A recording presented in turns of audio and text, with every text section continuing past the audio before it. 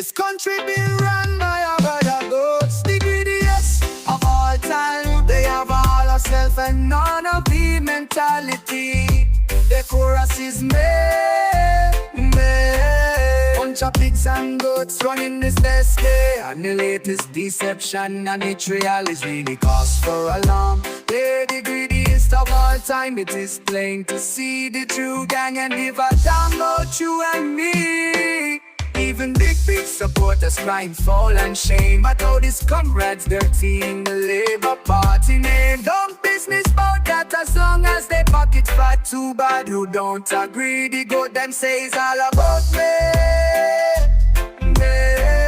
That's the chorus. Who is the nanny gate liar? Who don't spin doctor? Men, whose sole agenda is to make themselves richer and the poor harder. They say I know that I greedy, but I beg you don't watch me stop being hateful. Instead just be grateful. All the good them say it's all about me. That's the slogan. The big salary increase is just the latest injustice to be imposed on the people by these blundering misfits. They're selfish and greedy with no love for the needy. Cabalicious and run race, make the thing ain't got no taste. Disrespectful and pompous, arrogant and self-righteous. These goats too brave and bold, ain't got no heart, no soul. They fed on their own nest, we not a care for the rest. They say it's all about me. That's the goat, them mantra. Who want the whole hog treating poor people like dog men? Who keep flying high and start living our sons here to die? Men. Who take the pepper, the pop and kill off the peace? Men. Enough talking about lift and elevate, just words and promises but no relief. Who lacking empathy, compassion, humility,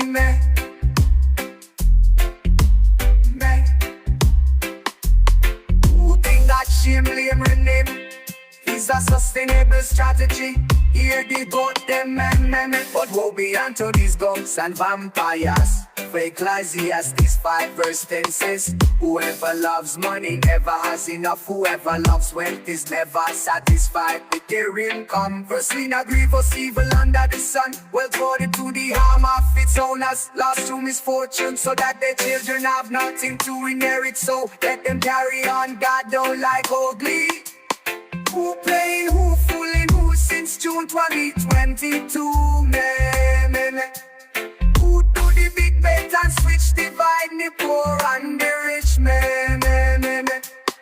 Who raking in bigly while so many going hungry, Who are disgrace of behind blood-sucking parasite, a bunch of termites. Let it go, them, We love to serve our country that God has blessed so well. In peace and love and happiness, we will forever dwell. We ask for God's protection and guidance on our way. The People's Action Movement will strive from day to day. The People's Action Movement is here and here to stay.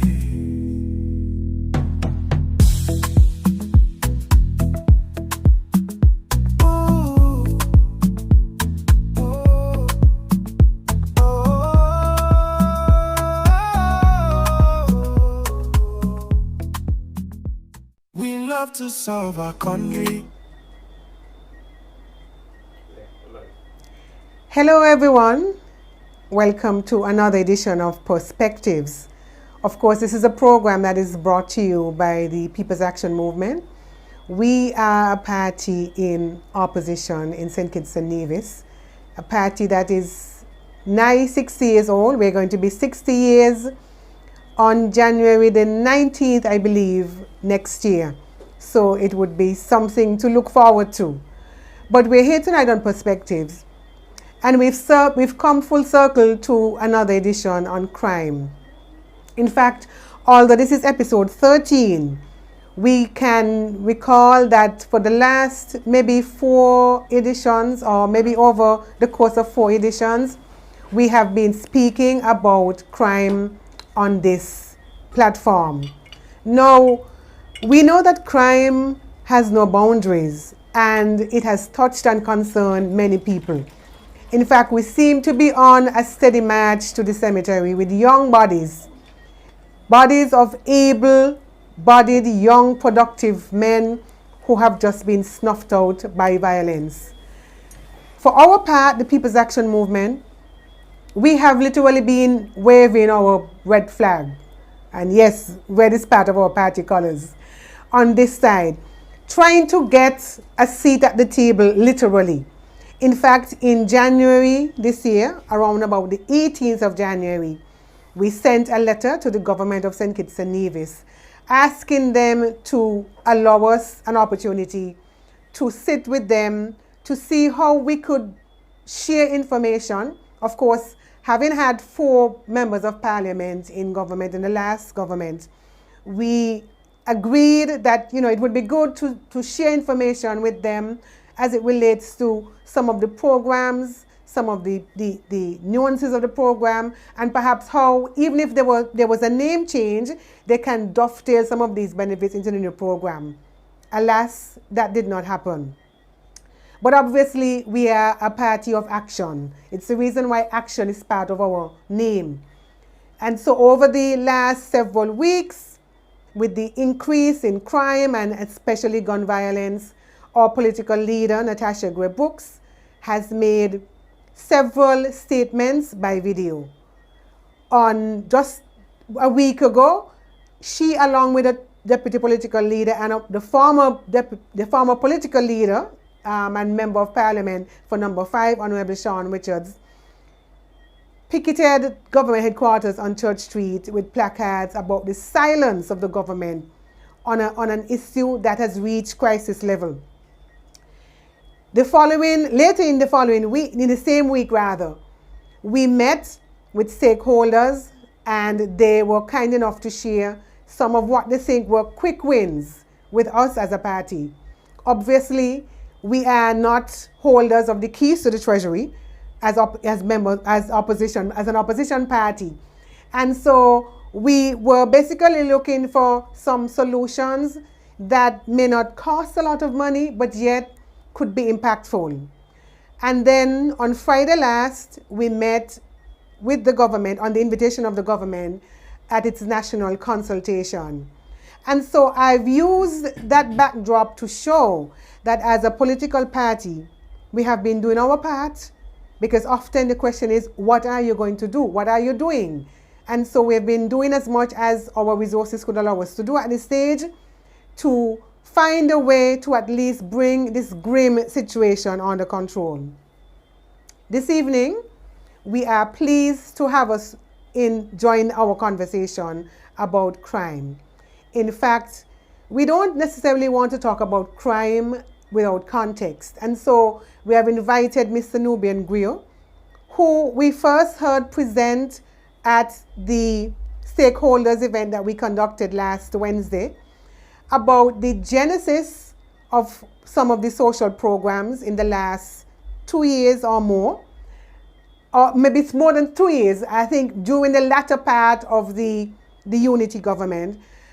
And then the gaps that are now obvious in the current social program that was renamed to address the serious issue of crime. And so because we heard from him and thought that he had a wealth of knowledge, we wanted him to share that information to the viewers of this program who would be looking at it now and those who would go back to look at it later. So pardon the long introduction tonight, all of which to say that we too are in robust discussion and leading the charge to ensure that crime is brought under control, and in particular gun violence is brought under control in St. Kitts and Nevis. So I want to welcome now Mr. Nubian Grill. And I'm going to give him an opportunity to introduce himself and say exactly in what capacity he's here in. And then we will talk about some of the gaps. Obviously, we have to start at the beginning. So I'm going to allow him, after he introduces himself, to say what was his association with the first iteration of the social program that was later renamed. And then we would, we would look at a number of other things, including a graph that we want to share tonight that shows the trajectory of crime over the last several decades from 1995 to 2023. So welcome, Mr. Greer. Thank you for having me. I am Nubian Greer, as most would know. I am here just in the capacity as a father of 6 children in the McKnight area. I was born in McKnight, grew up in McKnight for most of my years. And at this point in time, I live in just above Dorset Village, still in the same community, still around the same people.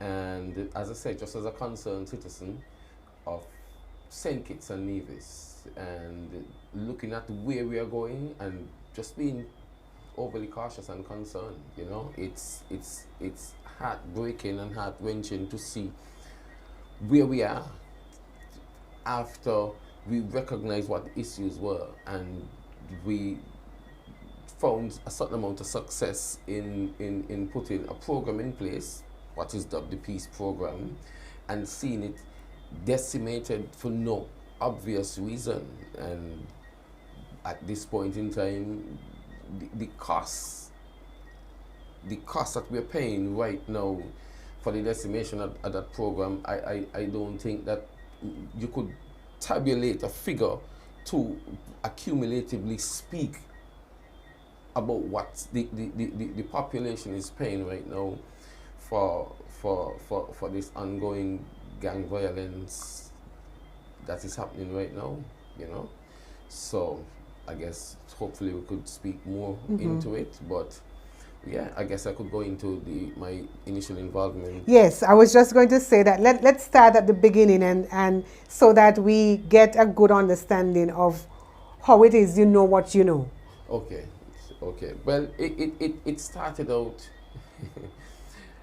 since in about 2015. I wrote a proposal to the government, and it was supposed to be a pilot program under the Unity administration. It was dubbed the Second Chance program, and so what it should have been is we got a bunch of lecturers to come in and give the guys classes during the day, and for about 6 months. So what it would do, it would capture a wide spectrum of the guys, those who wanted to do electrical, plumbing, AC, mechanic, masonry, stuff like that. And by the guys, I mean those who are on the fringes of right trouble. Correct, yes. And even those that were actively involved in troublemaking at the time. Yeah, and so it would have captured most of them and give them a trade, because anything else outside of that is unsustainable. And so you would have gotten a trade instead of out there cutting grass. Trust me, there are people who can cut grass and who are comfortable in cutting grass, and there's no shame to be out there cutting grass because the grass got cut at some point in time. But you can't take all our youths and make them landscapers. So it should have captured arc welding, different disciplines, and get them to a point where they could have matriculated out of that setting and go into the public sphere and get work. But it also had a second component to it where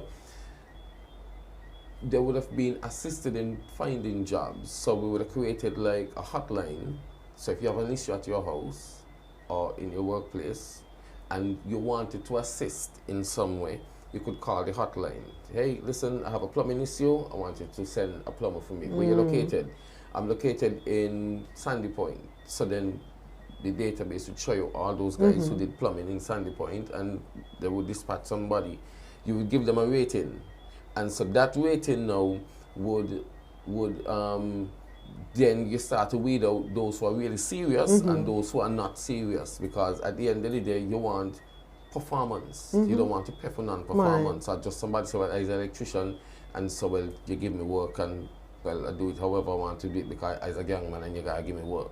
It would start to weed out those who really wanted to pursue a change of lifestyle and pursue a professional career at the end of the day that should be lucrative and should be able to give you the ability to take care of your family and your loved ones, and at the end of the day make you an example in your community to those younger ones that watching you keenly to see what you do, because everything you do is mirrored in a positive way to them, because the malleable, they don't know the difference between well, what I should be looking for and what I should not be looking for.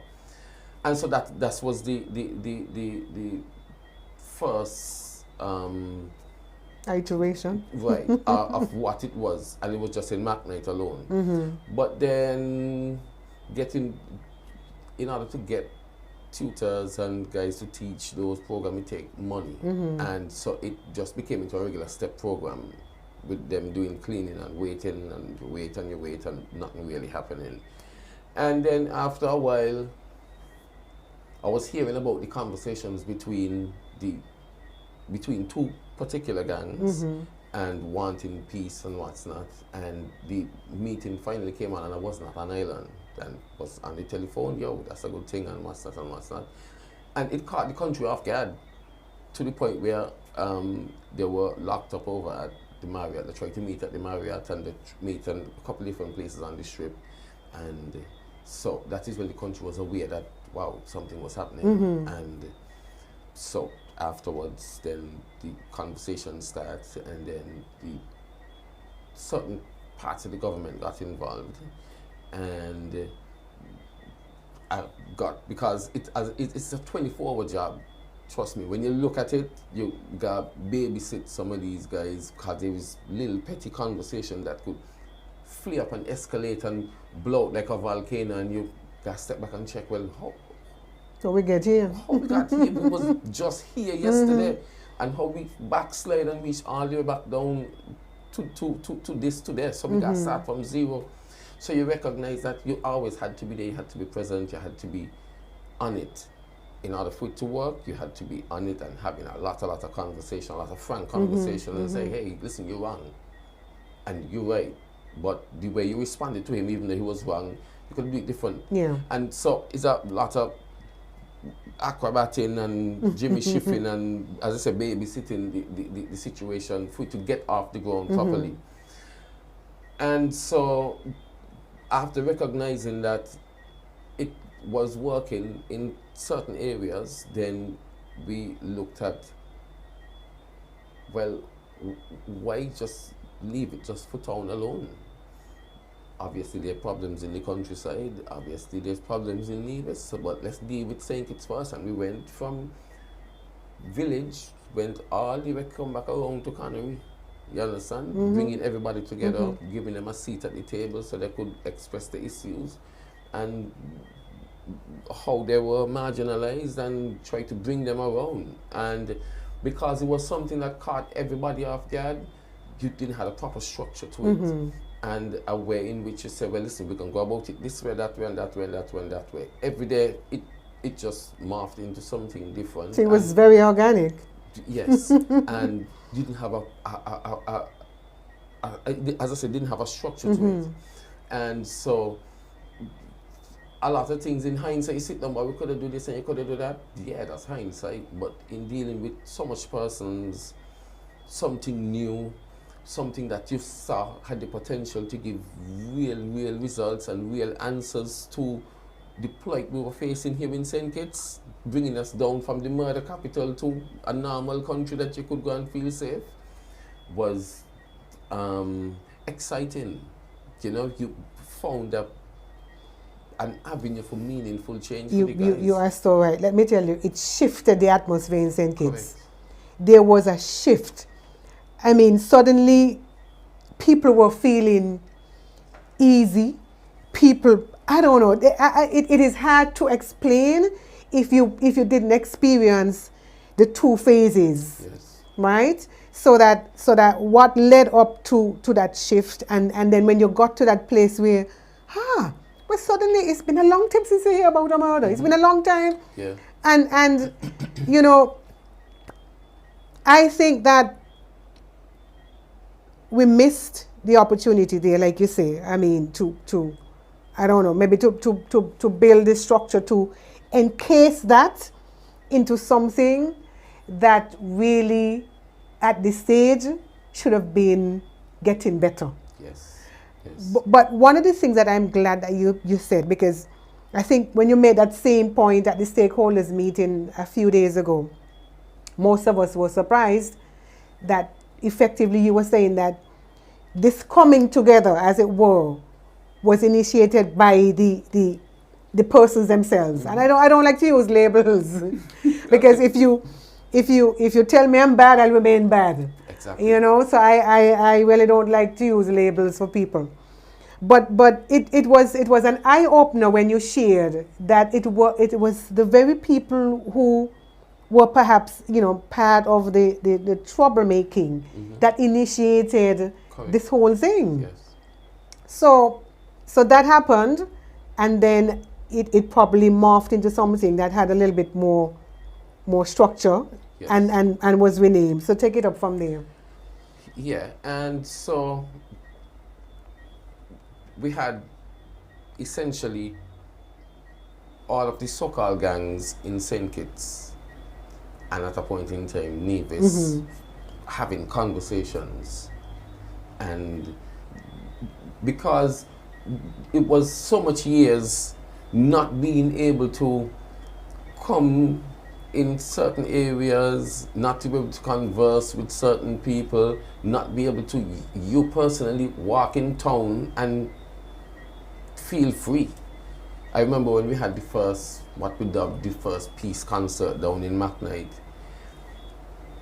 half of the people them that came down just to witness that moment where village could have finally come into McKnight. Newtown could have finally come into McKnight. All these other areas came to one central point and felt free. And that was history. And it felt good because you say, boy, after all these years of war, look how we got peace. And look how if we have a feud and we could sit down and have a discussion about it, then we don't even have no more need for guns. We don't even have no more need for that heavy policing, you know? And so we could start redirecting critical resources to other areas of the country that really, really needs it. We could redirect resources to the education of this sector of our population. Yes. You know, and it was, as I said, history in the making. It was exciting and it felt good. It felt liberating. It really did. You could see people walking, and a lot of times you walk with people on the street and you see them and you might not cross the street physically, but mentally you cross the street. You wish you was walking on the other side of the street, and that's how we look at them.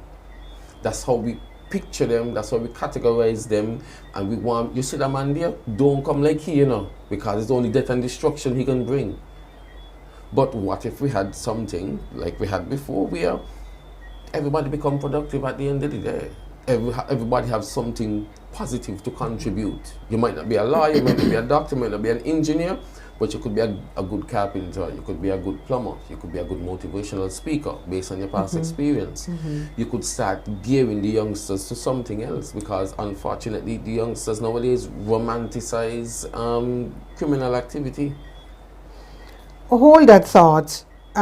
You've used the word productive and productivity about 3-4 times now.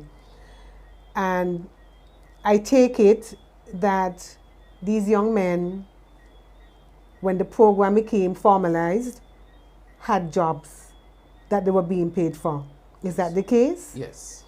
So this whole thing about saying that they were being paid for peace, is it that people did not know that they were productively employed.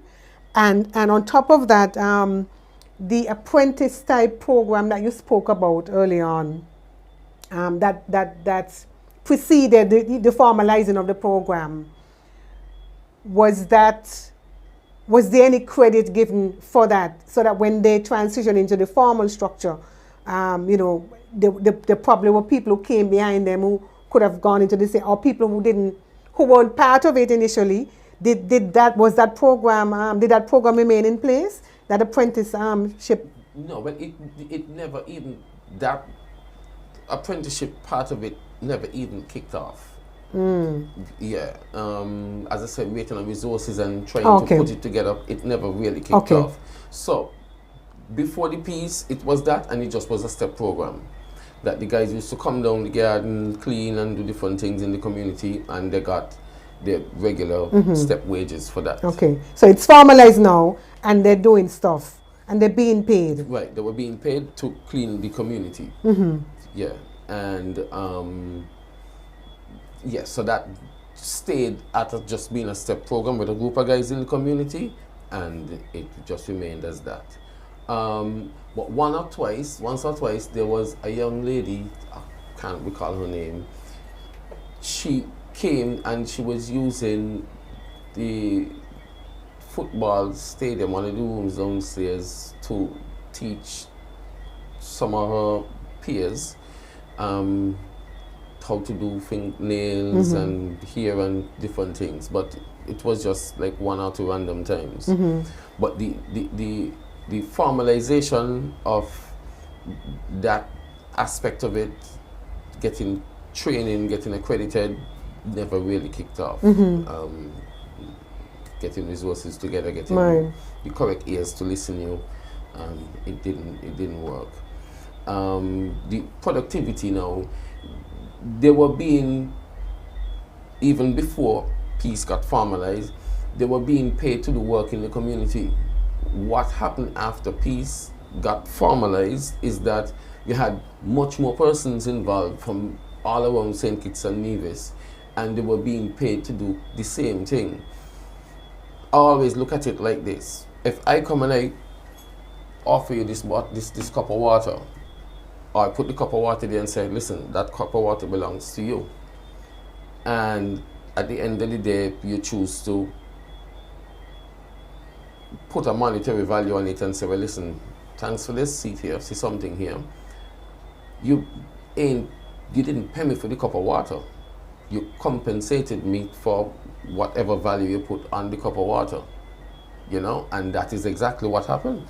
The guys who came and decided to quit, and what we did, we tried to make it sustainable, because when you look at it, a lot of times, a lot of these beefs and wars and flare up in crime is sometimes hearsay. But I hear he said something about me, and there's nobody there to mediate or to say, hey, hold on, because I was there. He didn't say it. And even if he did say it, it wasn't meant that way. You understand? And so let us backtrack a bit and have a conversation now, because it might be, well, who gave you the information was wrong, or might be able to tell him, when you're saying it, don't say it like that, because it could have a lot of different implications and mean a lot of different things. So let's change the narrative of it, or let's even change the whole conversation, have a new conversation about something. Let's see how we could start working together.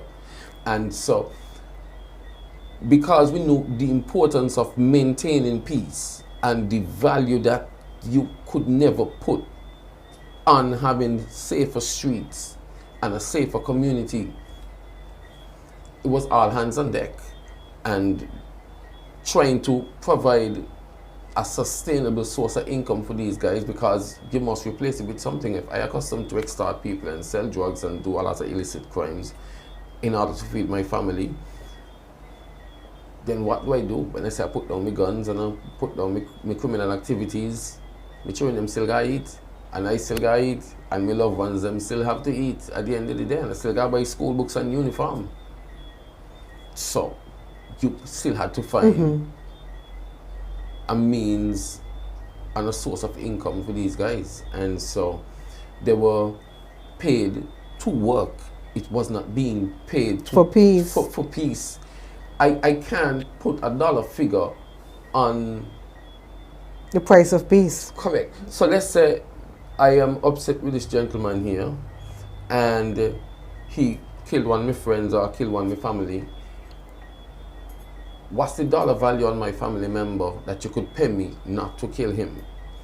And then it ain't even like I'm getting the money from him. I'm getting the money from you to hold the peace to not kill him. So what is the cost to him? Zero.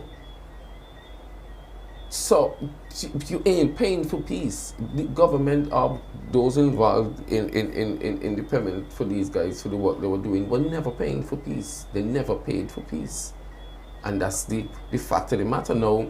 The coming on to the election, you put a political spin on it because I guess there wasn't much transparency around the program, and so the easiest thing to say, well, hard-working people out there, working hard every day, and they gotta work and they gotta work and they're doing blood, sweat, and tears, and they have these guys sitting on the corner and they're smoking all day and they're collecting hundreds of thousands of dollars, which was never the case. And so once you put that spin on it, hard-working folks won't understand what's going on because all they're doing is saying, oh, they're paying for peace. They're paying for peace. And you're paying for peace. But even so, what if we were paying for peace? What is the cost for war? What is the cost that we are paying right now for war? We have a dollar value of what peace is at this point in time. Let those right now put a dollar value on the cost of war. And I could bet you it's far more. Yeah. Every time the ambulance get mobilized to go somewhere, there's a cost to it. Each time you gotta go get more police and increase your budget by how much? What's the budget on for national security at this point in time? Several millions. Correct. And so what is the cost for war? What is the cost for all of us living like prisoners now? We are at 7 o'clock, everybody wishing to go home. You remember when the band them used to come across Central Street from up the village, Juve morning? What is the cost for us changing the traditions and the customs and changing the way of life now to suit trying to save people because you can't come to Mac night no more. Carnival got done 11 o'clock in the day. Like Juve morning used to start from one night almost until the next morning. And so we have changed what we do to accommodate a lot of different things. What is the cost to that? So what is the true cost to war? And then you look at it and say, what is the cost to peace? Now, I'm not saying the program was perfect, and I keep saying it, but what is the true cost to us at this point in time? A good question. I guess it's a question that somebody will be prepared to answer one day, hopefully soon. But it is a poignant question. But as you were speaking about the mediation, I also understand, because a few months ago, Dr. Sean Richards, sat right where you're sitting now, and he shared some of his research findings in his doctoral thesis that included a close-up look at the creativity of the program, and he did say that one of the pieces that held this whole program together was the people who engaged as counselors, as teachers, as mediators, those people who, when they got a call at 3 a.m. in the morning, had to find a way to meet them on somewhere to talk to them. And so, it's I don't know if those components have been transferred into the current iteration now, and perhaps if they have not been, what effect that may now be having on what we're seeing now. I don't know if you know. Well, I have been having conversation with the guys. Just a couple of weeks ago, I had a meeting with the guys just before everything went downhill, and I asked the political leader for People's Action Movement to come with me, and she came. Azad came. Jamila McFeel, the news reporter, right? She came with us too, and we had some conversations trying to bring it together, but then it just took a turn within a couple of days and slide downhill, and then everybody got scared for their life. So we had to sit back and recalibrate what we want to do, and so we haven't really reached back out to them. But it's that having those conversations, being a mediator too, and that's the part of it that's the one of the more critical functions of the peace program that is missing, and a lot of that does happen. And so if there's a feud, who is the mediator and who is trustworthy enough to call me to the park in the tennis court to sit down to have a conversation with me, and I don't feel as though you're trying to set me up? Because there's a lot of that, there's a lot of skepticism surrounding, well, if I go here and if I go there, then somebody gonna try to shoot me. Yeah. You gotta trust to know, boy, listen, if Nubian call you to this area, it's because it's deemed safe and nobody at all ain't gonna violate when you get there. And so there is that component of trust between. And you think that is missing now? That's missing completely. But that was critical. Very, very critical. And that's why a lot of what is done right now would never reap any reward. That component of trust, that, listen, I tell you come, and so you could bet your life that I don't put all the measures in place to make sure you come here safe and you go back home safe. And the conversations we have ain't gonna be biased, me coming telling you you're wrong, and you're wrong, and he right, and he right, and he right, and he right, and you're wrong, and you're wrong. If you're wrong, you'll be told that you're wrong. And if you are right, you'll be told that you are right, because this isn't coming to choose sides. This is to make sure we understand the dynamics and the platform we're dealing with, and we want peace. And how was that playing out? Were they, because I think I recall from that said conversation that I referenced that Dr. Witts had said that over time some of them also became mediators. Yes. So that there was no need necessarily to call the administrators of the program. Correct. But they themselves had now become their own mediators. Yeah, that's what happened at the end of the day, because some, and you look at it, and most of these guys had an innate skill to read the room and understand the different characters in the room, and so it was easy for a lot of them to start to display why they were gang leaders. The leadership skill emerge. You understand? The leadership skill emerge and saying, hey, listen, okay, cool, no problem. Let's not do that. And other folks would say, okay, cool. Well, we're going with what he said. And so those guys now would start to have meetings on their own. Well, listen, we got this issue. Let's start to look at it this way. Let's start to do it that way. And so it became something that they consciously were doing on their own at a point in time. And even from the very beginning in the initial conversations, but it's fragile and fickle, and you did not want to leave too much up to them, because at a point in time you realize these guys have done so much over in this area, and this area have done so much over in that area. It could disintegrate and implode at any point in time. So we came in just to provide support to it, to what they wanted to do. And it worked for all these years. You could look at the graph that you have there. The crime fell significantly, and it wasn't, well, it took a turn and gradually came down. It just fell right off, and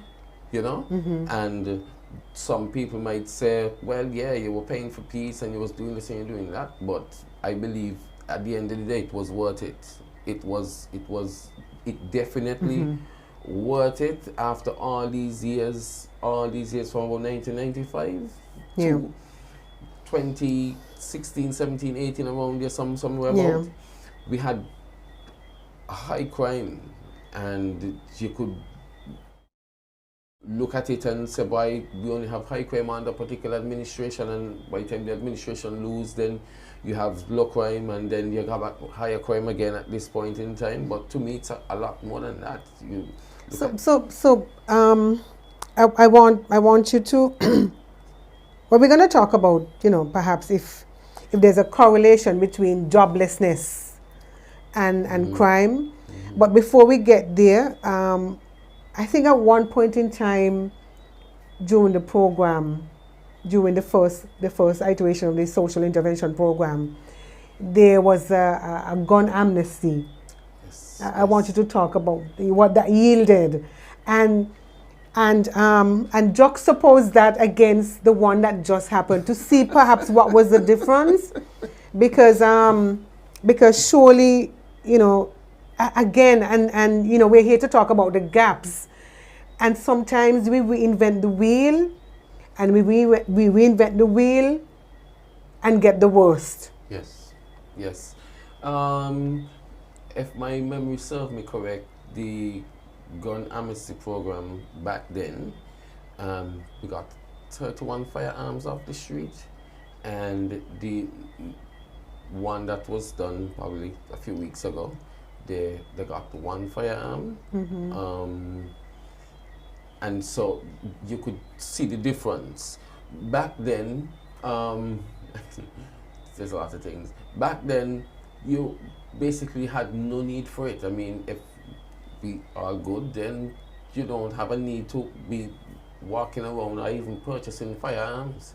And you know, I just see a lot where I've heard persons on the radio, big men who really can understand, who could put sense together, saying, well, you know, they took the peace money that was getting back then and they take it and they buy firearms. Well, if we friends and we could go anywhere, and the same man that I normally would have tried to kill, me ain't gonna kill him no more. Why am I taking the peace money to buy firearm? What am I planning for? Why would I finally get peace to take the little money that I get in now to invest it in firearm? Make that make sense. It doesn't make no sense whatsoever. And big men, well, I guess they're being paid politically to peddle that kind of nonsense, but it does not make no sense whatsoever. How can you finally get a chance to walk in town, come Juve morning, come Carnival, attend any sport Music meet, festival. go football, go anywhere, and the only thing you could do with the little bit of money you're getting is to buy new guns, invest it in new guns, because you're planning to war.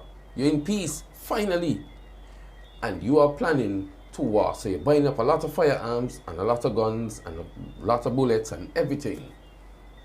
Oh, so they got a lot of shooting now because they take the money, the peace money, and buy guns.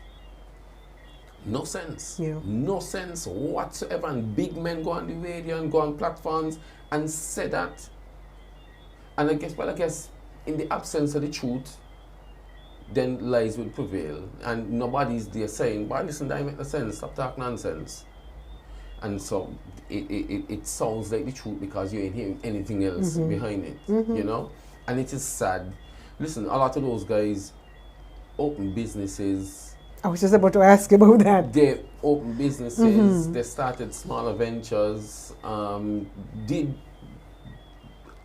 bought a lot of shoes and clothes finally. You could go and dress and go places instead of being in an alley. They rented houses and moved out of the alleys and the old abandoned houses and started to live at least a normal sort of life. I also heard Dr. Richard say that for the first time, many of them were able to get a bank account and social security numbers. Correct. So, but I've also heard the contrary, that the program was not paying social security for them. So I'm not sure what is happening between the truth and that part. Well, about the social security, there's a lot of it that I wasn't exposed to because I was more dealing with the guys directly. So probably that might be the truth, because I can't say it's not the truth. Yeah. But what I can say is that a lot of them finally start to live a normal life, and over time, if given enough time, I believe that all the kinks would have been worked out and we would have still had peace today in our communities if given enough time. I believe the administration of the day today jumped the gun and decimated certain fundamental arms of it that took away the ability to converse between themselves and resolve certain issues, and then it just went haywire, and a lot of emotions involved in it at this point in time. And what they don't understand is coming from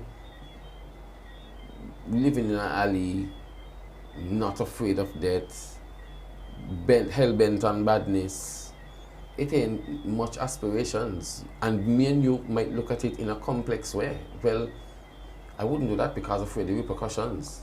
They're not afraid of the repercussions of it. That part of the brain that assesses the repercussion and the consequences of the actions is turned off, because sometimes a prison sentence is an upgrade to where they live on the streets. At least they're safe. At least they're eating 3 square meals a day. They could come out and watch some TV. Ask how much of them does watch TV. And so it's a little upgrade. So when you're going to send me to prison because I do something, it doesn't mean anything to them. It doesn't mean anything. It means something to me and you. You take away my freedom and what? They're going to call me a jailbird. So what? So what? For them, it's so what? I'm going to do this and do whatever time. Because a lot of them just get some innocent in jail because they can't afford proper attorneys. Yeah. And by the time you come in the court looking a certain way, first thing the judge looking at you checking, boy, you look like you do it here. You really look like you do it, boy. I can't tell because you fit the part. You fit the description. Yeah. And so I've seen guys got some harsh prison sentence for a little snatch your bag, pull your purse sort of thing with a little aggression. And so people who could afford different attorneys got a lower sentence than that for more serious things. And so you're accustomed to get the dirty end of the stick all the time. So as you say, you keep calling you an animal, and so you just start to act out like a gorilla, you start to act out like a lion, you start to act out like a wolf, you start to act out like a tiger. Because they are animals. They are animals, and so I don't know. What am I here to aspire to? I can get a job. If I try to leave where I'm at to get a job, I can get a job. And in the attempts of trying to get a job, the guys might catch me and kill me. So at the end of the day, I prefer that the police catch me with my firearm than to attempt to go anywhere without it. Because the most you're going to do is give me a prison sentence. And I can know when I go eat and sleep. But if I go in the hospital, I got my personal guard outside the door to make sure y'all don't come and get me anyway. So, oh dear, it's an upgrade. Yeah, sadly. So, you have sat with them and you have perhaps over time become a psychologist to even understand how they think, the way of thinking and all of that based on, the narrative that you just shared. How much of this happened because of joblessness? Is it that when you spoke with them, or when you because I guess you're still speaking with them, do you get the sense that they really want to be productive members of society? I mean, you said they have children. Obviously, a child is such an investment. Okay. I swear that children is like, I mean, sometimes you have to wonder, boy, when I go win the lottery to some of these things. But so if it is that they have, maybe children and girlfriends and maybe perhaps mothers that they would want to give something, were they really interested in getting jobs and becoming productive members of society? For the most part, most of them, it's like every other organization. You're going to get those that going to be leaders, and you're going to get those that are going to be followers, and you're going to still have a very small few that going to be anti-anything productive. Anti-establishment. Correct. But I mean that with them there, because then when it was this, and I always find an excuse to say no. And some of them could find a valid excuse to say no, because most of the systems have failed them. The educational system have failed them, the churches have failed them, the school has failed them, the family structure have failed them. Grow up with the grandmother who old and well, they get the whole leeway, and so they're accustomed to be confined or tell, listen, you can't do that. Discipline. Right, they're accustomed to any structure. But for the most part, most of them relish the idea by, I could finally breathe now, I could finally do things. And it's about refocusing them And it worked for the most part. And as I said, there's a lot of things that could have been done that didn't do, and a lot of things that still can be done to assist. But for the most part, most of them wanted it. And like in any other system, that's what prisons are there for, because they can have some persons that you must send to prison in order to keep those that want productivity safe and just on the straight and narrow. Because you whispering in there, you might not be doing any bad, you whispering in the ear, boy, let's go do this now, let's go do this now, let's go do this now. There are some that going cave in, so you still want to isolate the good from the bad. And they have some that you must send to prison, but for the most part, I know guys who done set up, done got business license, done doing certain things, and at this point in time they had to abandon all of that and go back into hiding again because everybody fearing for their life. But as I said, for the most part, they relish the idea of the freedom and becoming productive. A lot of them had business license, open up their business and different things. Mr. Guyo, this is such an eye-opener. I thought I had my fill when I heard you at the stakeholders meeting, but this is so much more comprehensive and deep now. If you woke up tomorrow and you're called by somebody in government to make a recommendation to the current social program that is seeking to address this terrible issue, what would you say to that person? Finally. That's the first thing. Finally, it's long overdue, and I believe the first initial set of conversation is not even with persons like myself. It's going to them and figuring out who do you want to speak to first, because it's that fraction of society, or that fraction of our population that we need to access, that we are not being able to access. And it doesn't matter how much police you put on the street, it doesn't matter how much laws you put in place, unless you deal with the root cause. Because if you have diabetes, it doesn't matter how much time you band up your foot. At a point in time, the doctor can say, hey, let's make a cut off that day because you still want to eat all the salty stuff, you still want to eat all the sugary stuff, or whatever causes diabetes. And so the problem is in your bloodstream, not your foot. That is the end result. That's the consequences of not taking care of the diabetes. Then they gotta cut it off at some point in time. And so you gotta figure out, who do you trust? Who do you want to have this conversation with? Who do you trust to come and represent you to your enemies, and vice versa, and start having those individualized conversations over here, conversations over there, and just start assessing and bringing the pool together, and eventually bring everybody into the same room. But some people are downright opposed to having a conversation with them. I mean, I don't know how sensible it sounds that you want to help somebody without knowing what the problem is. I mean, so some people seem to be totally opposed to involving them. But I know that was one of the recommendations that came out in the stakeholders in the party stakeholders meeting last Wednesday, that perhaps it is time to bring them back to the table and see if we could, go back to a place of trust. And interestingly, even as you were mentioning the word trust, one of the things that Dr. Withers again said in that presentation was that when he did that interview, some of the people he asked a question in the research, who do you now trust? Who are you most likely to talk to if something happens? And he said, interestingly, most of them said the police. So it means that over time, there was some degree of confidence that was reposed in the security forces, to the extent that they were beginning to trust them again. Yes. Now, if that trust has been eroded, how do you start from there? Would these people ever trust again? I mean, it's like love, yes. if you beat up a woman and you smash her face against a rock, and she walks away from you, but she finds somebody to tell you, I will never do that to you. It is hard for her to believe, because that has been her experience. So it's really a hard place. Yes. yes. But Yes, I it is. think we need to find a way.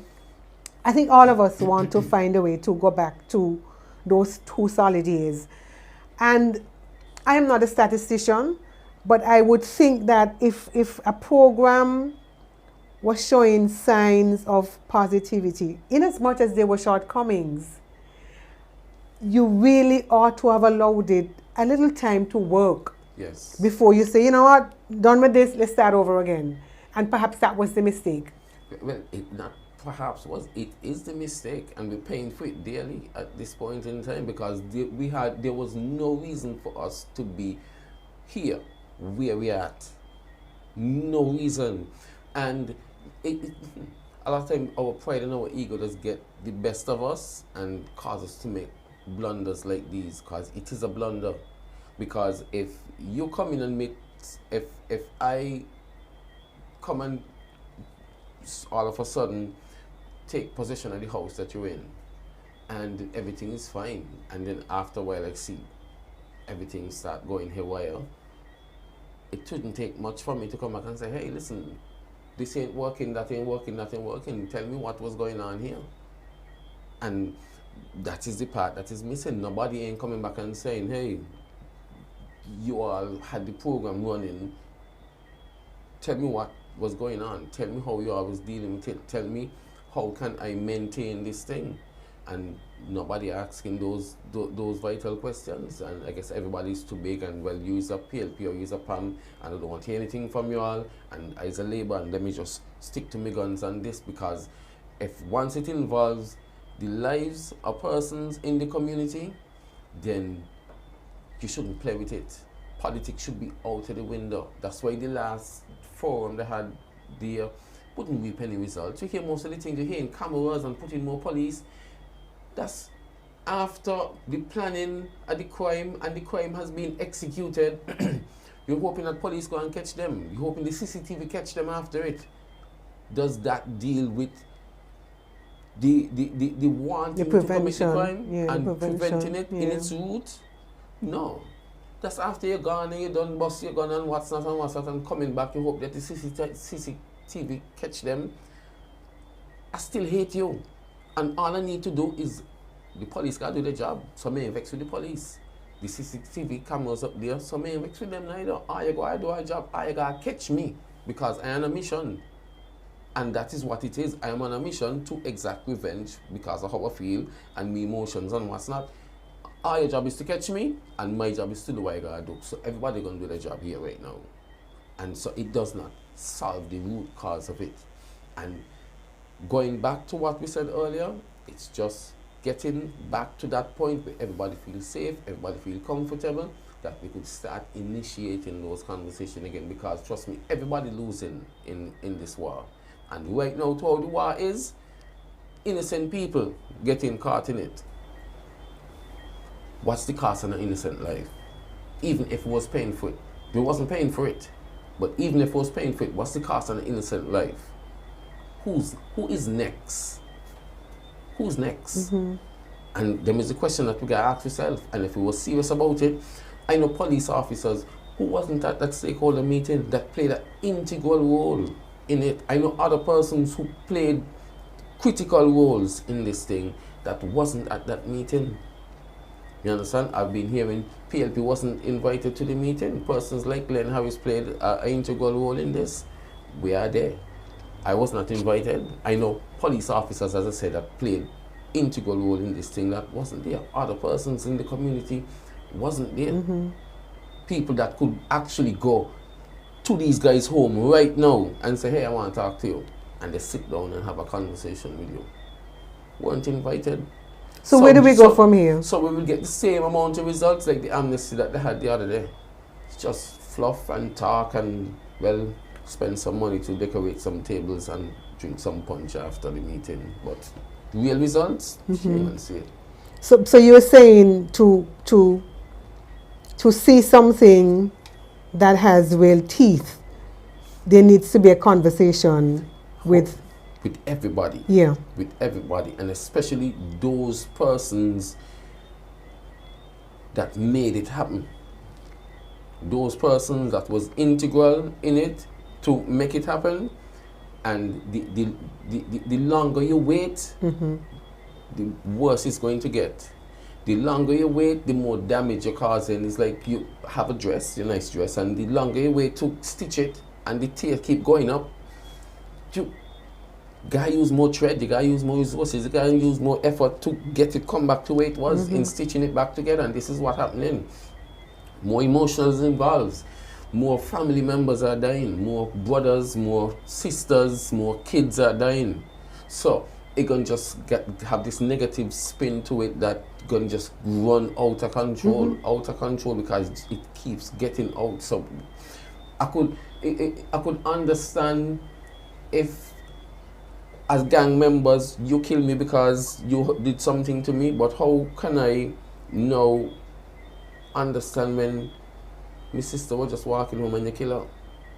Or my little nephew was in a vehicle and he got killed. And as it spiraled out of control, this is what we sign up for. Our official contract, I want to kill you and you kill me. But as it spiraled out of control, well, my sister ain't signed up for this. My brother ain't signed up for this. My auntie didn't sign up for this. So once you put that in the mix, then I'm making everybody on the other side a target, because I've made everybody on my side a target. And so as it can just bring too much more emotions into it that would not make it work. Or I have it deep rooted in my heart, but my auntie was never involved in this year, my uncle was never involved in this year, and so what I do? So at this point in time, I just say we want it to so, and then try to do something else afterwards. This thing needs to get checked, and checked early. The longer it's running, it's going to be bad for everyone. Well, I want to I want to thank you for sharing those incisive experiences. The country is really looking to exhale. We thought that we were exhaling pre-2022, but clearly we are choking again. Yes, we are. And I pray that things would get better before they get worse. I pray that those people who are in leadership positions would make room at the table. Indeed, make room at the table for all views. You know, you can't on the one hand say that you want all hands on deck when you are shutting out people who are critical. Stick a pin. That is the same thing that is happening on the streets that we're asking the guys not to do. Come and have conversation. We want all y'all to come together and have conversations, figure out how to deal with your situation. But then on the other hand, in the leadership front, well, we're not going to ask them there for anything because it might look a certain way. That's the same thing the guys doing on the street, and we're frowning on it, and we're paying for it, but we're still doing it. It's not a good look. Because if crime affects all of us, then what should happen is that, hey, listen, you was involved in it, even people that was not even closely involved in it, but you want to make sure you capture everybody who was involved in it to make sure you cover all bases and you get all the input, all the insight. So when you make a decision, it's an informed decision. Because dealing with the aftermath of crime, you could say, well, you're going to give them 100 years and then you're going to do this and we're going to lock them up and we're going to hang everybody. The damage done done. Somebody's life done gone. And then you're going to radicalize the criminals them at this point in time, because when you say, boy, if you catch you with this thing and get 40 years, nobody probably might want 40 years. So when I come, I got to make sure I do it properly to make sure no evidence. And then go back to the question you asked about, is there any correlation between joblessness and crime? How much new jobs or how much entrepreneurs is this climate creating? How much persons could say that the business surviving at this point in time? And if you don't have the means to support your family, then what do you turn to as an innocent or as a law-abiding citizen? How do you feed your family? And so you put in families, the family structure now in some very, very difficult situation. So I might not tell you go and commit some crime, but when you come with the proceeds of crime, I might not tell you don't come with it. Indirectly. And so once you condone it in that way, wow, I just give mommy $4,000 and she open channel and take it, and she not may walk in away. Then what? Yeah.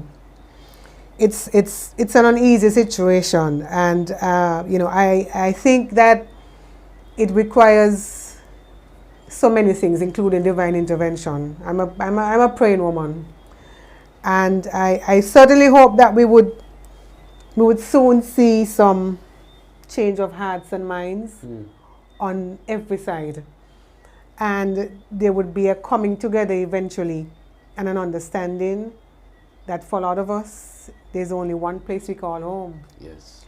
And if you destroy my home, I have nothing. And so, even as a political party, we are really going to up the ante in terms of putting pressure to bear where the pressure should go, in terms of, getting people to act, getting people to be serious, getting people to commit and follow through on the commitment, because all of us have to live here. And it can't be easy to raise children in this kind of atmosphere. It can't be easy to start a business in this kind of atmosphere. Correct. I mean, I pray to God that we won't see any of those things that are issued, those international stuff that are issued against countries when crime begin to spiral. Travel advisories. I mean, the tourist season starts in a couple of months. It is one of the mainstays of the economy. Right. We really can't afford for it to reach to a case where people say, not going there. Yes. Not going there. And so I really hope that common sense prevail. I really hope that people bury their pride, and whoever it is could contribute meaningfully and sincerely and out of love for the country, could be called upon to contribute to finding a solution to this really terrible mess that we find ourselves in. We have too much to risk as a people. Yes. We have too much to risk as a people. Sometimes when I drive and I see the rolling hills, this is a beautiful country. We live in a beautiful country. And what we're seeing happening now truly is belying what it is this country has to offer. They say that you have to pay a price for development. But surely, I always think that we have an advantage of size. And so it is easy to put things in place when you're dealing with a small island, than when you're dealing with an island with a huge population and all sorts of terrain and all of that. So I really believe that it's just a matter of time before we bring this under control. I wish that all of us would, try to do our part.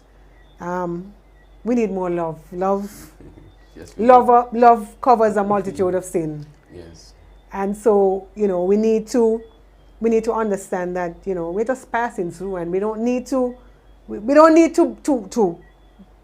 behave as if we're better than anybody, because we came to share the space. Yes. And we really must be comfortable doing it. So, Mr. Grill, the time has been fast spent.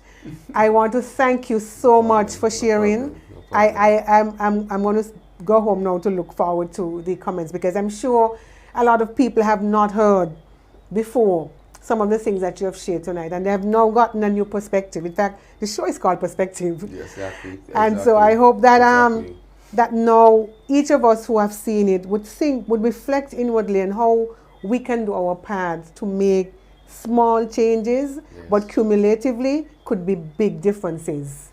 So thank you so much for sharing this hour with us. No problem. No problem. Thank you very much. We really appreciate your insight and your input. And so, ladies and gentlemen, we thank you too for following this program. We hope that you'll join us next week. We have another exciting presenter next week. Of course, we will advertise it when the time is right. But we want to thank you for supporting this program. Of course, this is a program that is people supported. So we ask for your contribution. Our secretariat is open on Saturdays from 10 a.m. to 1 p.m. We are currently still pushing our Independence Ball that happens on September the 18th. That is organized by the National Women's Group. So we want to invite you to, come by on Saturday and collect your ticket and join us on the 18th for a good time with the People's Action Movement.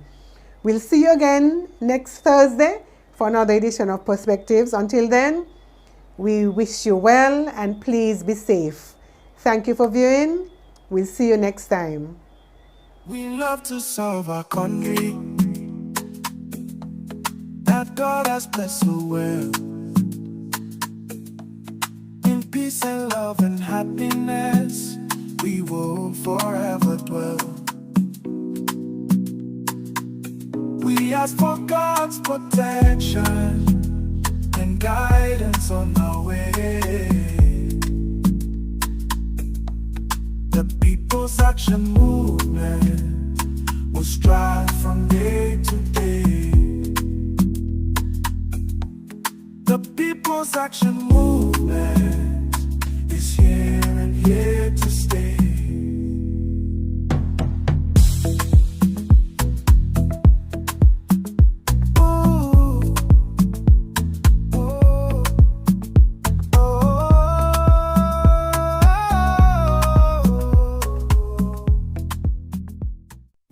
To serve our country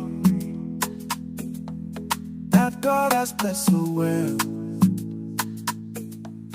In peace and love and happiness, we will forever dwell. We ask for God's protection and guidance on our way. The People's Action Movement will strive from day to day. The People's Action Movement is here and here